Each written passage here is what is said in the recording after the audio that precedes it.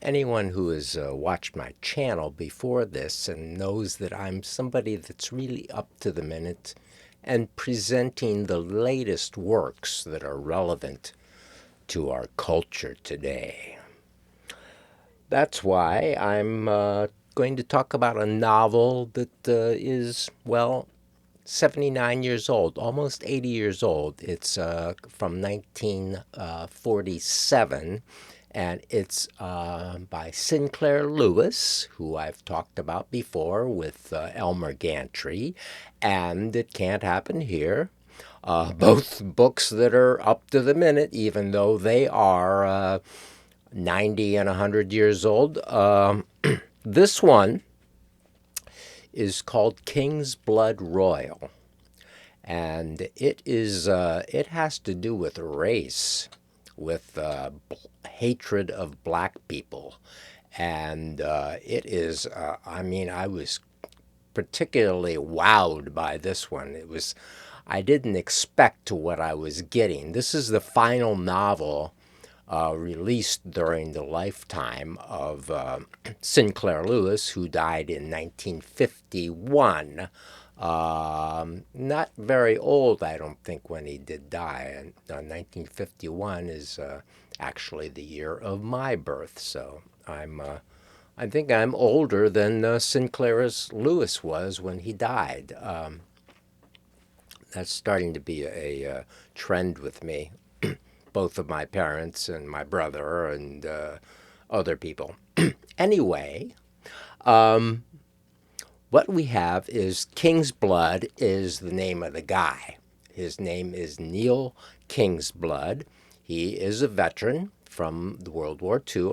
There's something about this. I think that it was really compelled by the treatment of black people in World War II. At least I get the vibe of that because it's commented on very, very often in the book about how the black people, black soldiers, were like not good. They were cowardly. All these racial slams at black soldiers in these apparently segregated units that fought in World War II. There's one character who was in a tank unit. Anyway,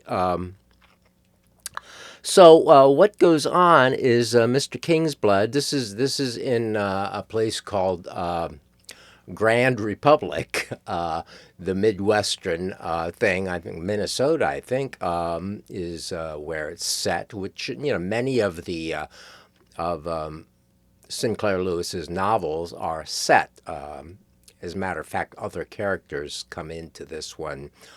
Cass Timberlane, and which is a novel I haven't read yet, which was from 1945, I believe. So we'll probably get to that before too long if I'm around and continue to be able to read these novels, which are not easy to find. Kingsblood Royal is not available at the Brooklyn or New York Public Library here in Manhattan. So I had to buy a Apple book, ebook on Apple Books, but it's only 99 cents. So I would recommend reading this book. It was very powerful stuff. So Mr. Kingsblood here works in a bank, and he's kind of a underling working his way up, and one day he's going to be high up in the bank. He's like a redheaded guy, and he has a wife, and whose name is Vestal, and he has a daughter, and who is named Biddy, and the daughter is quite young, and they have a nice house and a nice neighborhood, and they have a dog who is called, the N-word. And that's the thing about this novel. I have never read a novel that has so many uses of the dread N-word, and in this one, it is it is completely appropriate because it's talking about the racism that's all in this culture and all in these white people who control this town. What goes on is Kingsblood's father is a dentist. He's an older man, and he has some sort of notion that they are English royalty. So he suggests to his son, kind of, would you look that up? And maybe we were like royalty, and maybe we're like supposed to be the king of England. So he has this weird thing about that. So he every time he sees Neil after that, he says, "Well, did you look it up?" And Neil eventually does start looking it up and starts talking to some of his relatives and starts talking to the man in the historical society. And what he finds out is not that they are particularly royalty, but that he is actually one of his ancestors was like this black pioneer guy up in that area who went around the rivers and the streams and all that, and his name is Xavier Pick, and I think he came from Martinique, and he was black, and so there is, proof of this that comes out in a letter that they find, and the Historical Society finds, that's attached to this guy from, 1850, from, only 100 years earlier. See, so this is not, and nothing's ancient history. That's the weird thing about America. Nothing's really ancient history. We're just sort of a new thing that it's sputtering to its end here soon, maybe, because we were fast. This is a fast scene. Barrel across the continent, run out of the continent, so barrel across other places, military, blah blah blah blah blah, and so here we are, and. So he finds this out, and this is like kind of shocking. And he tells his family about it. And actually, the first people he talks to about it is some of the black people in town who are kind of the more highborn, or the one of the black guys is a dentist. One of the black guys is the preacher, Baptist preacher, and he goes to the church and watches the preacher and goes back to the home with the preacher and meets the family and all that. So he first talks about this to these, prominent, as far as it goes, black people in town. Like the preacher, he has to work at the post office because the congregation cannot support him because they don't have the money to support him. So, and all through that, all these characters are in a lesser position than they're really qualified. There's one guy who's a Ash Davis, who's a chemist, but kind of underemployed as he should be, considering his education and his abilities, and all through these people are like that. Now, it's all kind of real in a way. In the black people are not all like noble and wonderful. I mean, there's a couple of them. There's one guy that owns the local bar, the nightclub, and there's a young woman who's kind of wild. And there's also a young woman, Sophie, who is a nurse. And actually, Neil is quite attracted to her, and there's sort of a question of, are they going to get together here or something? So as it goes on, ultimately what happens and causes this whole thing to start really unraveling for him is that he goes to one of his to the club, to a dinner at the club or something. I forget exactly the details, but there's some sort of presentation going on, and the high class owners of the town, the white guys, start talking about the N words. Talking about, well, they're ba ba ba ba ba ba ba ba ba, the N word, and he is offended by this. So he gets up and says, "Hey, guess what? I'm actually a Negro as well, and I found out that I'm a Negro, and he's a redheaded guy. He's a white guy who can clearly pass if that's what's needed here, and he doesn't end up he doesn't really need to do this, but it's kind of becomes a sort of political crusade, justice crusade on his part. And so doing that, well, it gets him kicked out of the club because I think he's 230 seconds, very really kind of remote black at this point. But it's this is kind of the southern notion of black. A drop of black blood, and you are a N word. So he gets caught up in all that, and it all just goes on from there and into a complete tragic situation with some gunplay at the end, actually, when they're trying to kick him out of the neighborhood. As the white people band together for this sort of Klan-esque kind of society that's driving all the black people out of town by firing all the black workers who have been hired because of the shortages during World War II. But this is 47. This is after the war. So returning veterans are coming back from the war, and so these men and women are not needed anymore. So the whole racist push of these town dudes start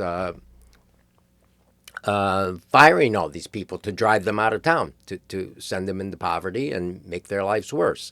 So uh, then it all, as I said, it all unravels. So it's really a tragedy, and it's not a happy ending. It's left with like, well, we're not really gonna, we don't really know what's going to happen here, and yeah, it can't happen here. This is like 12 years after it can't happen here.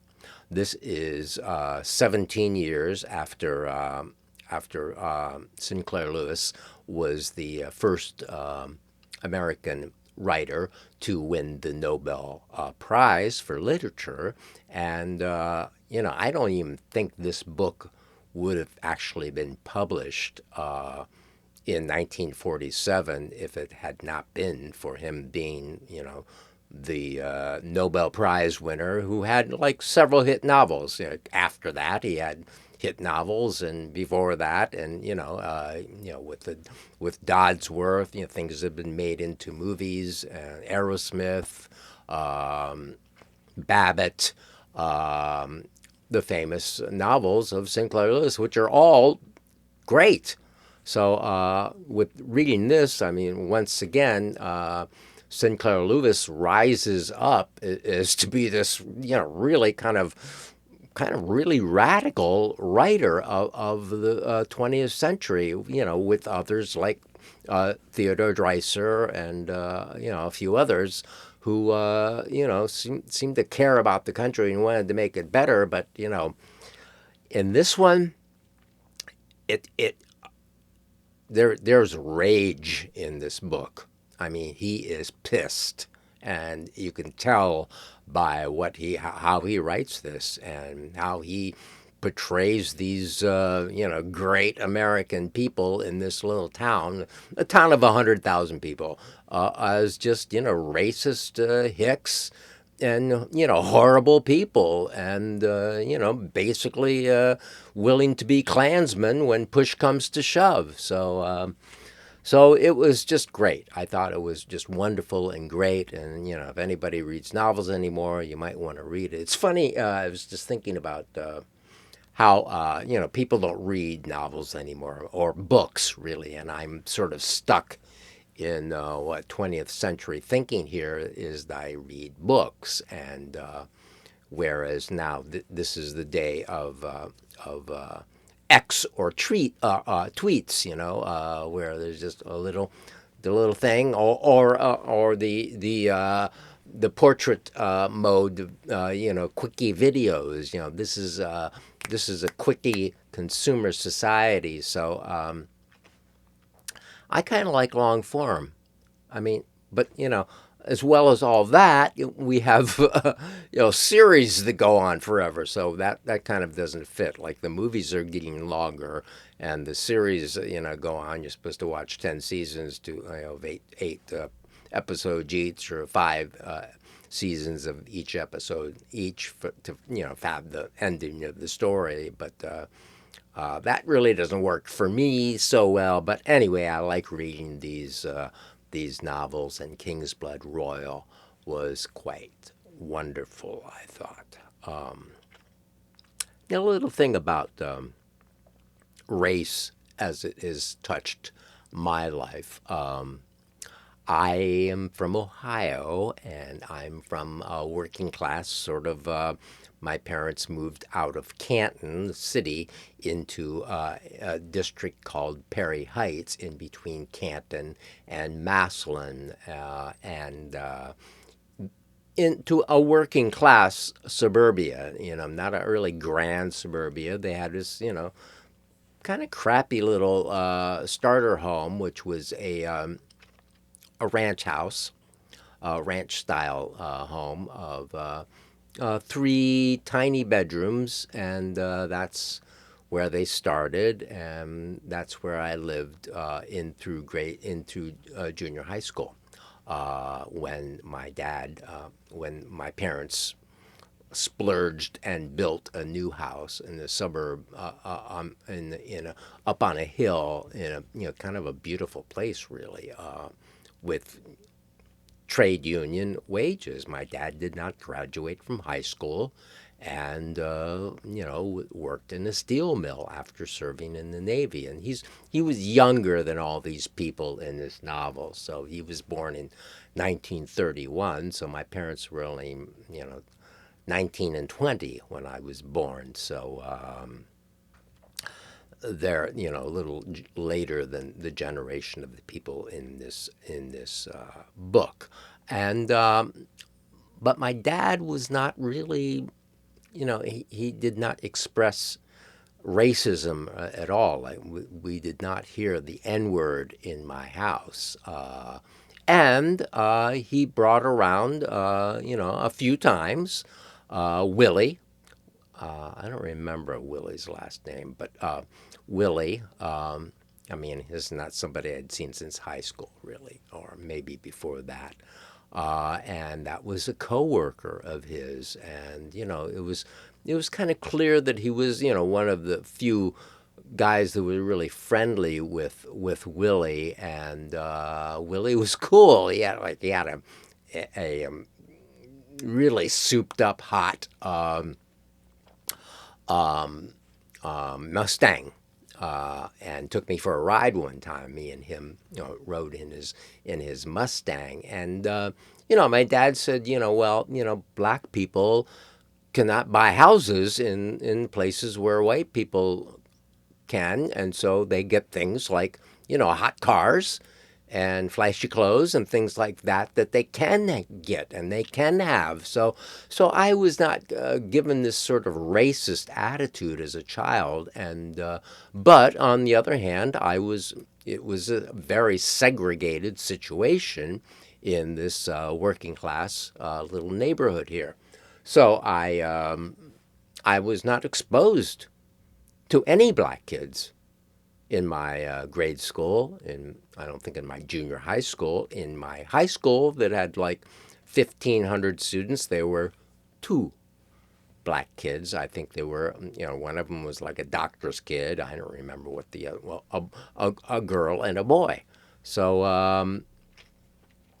I really had no exposure to black people, so I didn't know any black people as a kid. Whereas my dad came from the city, and he probably had black friends when he was a kid and in school and so forth. So he had, more of the integrated lifestyle as such as it was, in the 30s.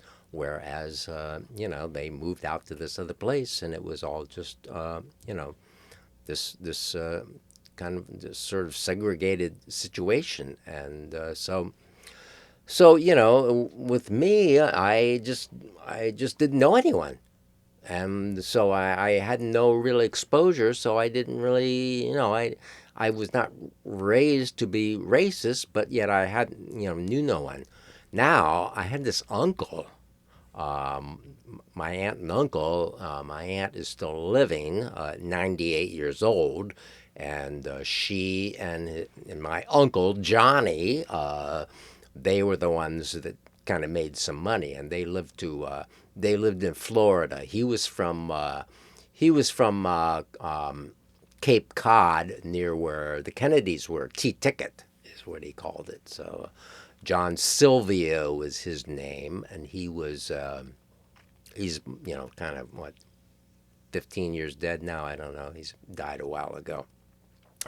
So I would, since I was the oldest grandchild, and this is my mother's sister, my mother's older sister, and so from Ohio I went down to Florida. They lived in Florida, all from my whole life, from the 50s. They lived in Florida. So when I was in grade school, I went down and spent time with them and their adopted son named Glenn. And that was an eye-opening experience as far as living in a house of a horrible racist dude, and I just learned to despise him ever since that, as well as how they treated the adopted boy Glenn, who was very smart, and but I watched him be impatient with Glenn, call him a dummy, and he was just using the N word all the time, and just a really a piece of shit, this guy, and also anti-Semitic, the whole baggage, the whole thing, and he. They had a swimming pool when I was down there, and he had a Doberman. He had a big Doberman in the backyard to, probably guard against the N words, right? So this is and now for a few years I was this woman, my aunt, told me 20 years ago that I was in her will, and now at what, 98, she's going to be 99 in a few months, and I've just given up on her, and thinking about the past and thinking about how she did not protect Glenn and lived with this creep her whole life and so forth. And Glenn was supposed to become a millionaire. So, that was also very important. And Glenn took off and left these people behind. And, when he became an adult, and they had to they found him with a detective at one point, and he came back and was around for a while, and then he took off again, and then his dad died, and then she finally heard that he had died. Oh, also he had to clean his plate. So every night, there would be dinner. I'd be down watching television by then, and after finishing, but he had to clean his plate, and he had to sit there and clean his plate, and he didn't want to. So it was this constant battle of wills with them and him. And of course, he ended up being, very obese as an adult.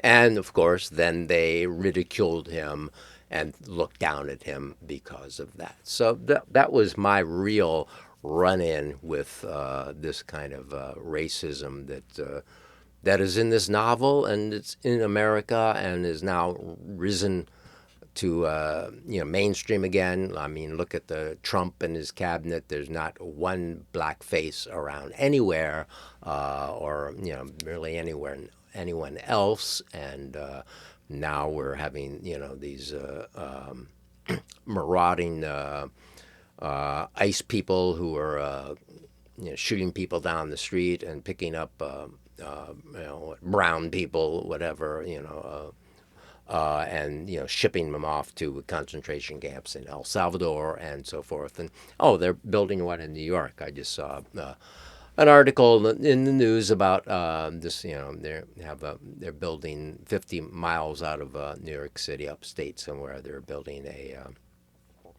this kind of warehouse where they're going to be able to house 1,500 detainees. So that's where we went, and it's all right there in this novel from 80 years ago.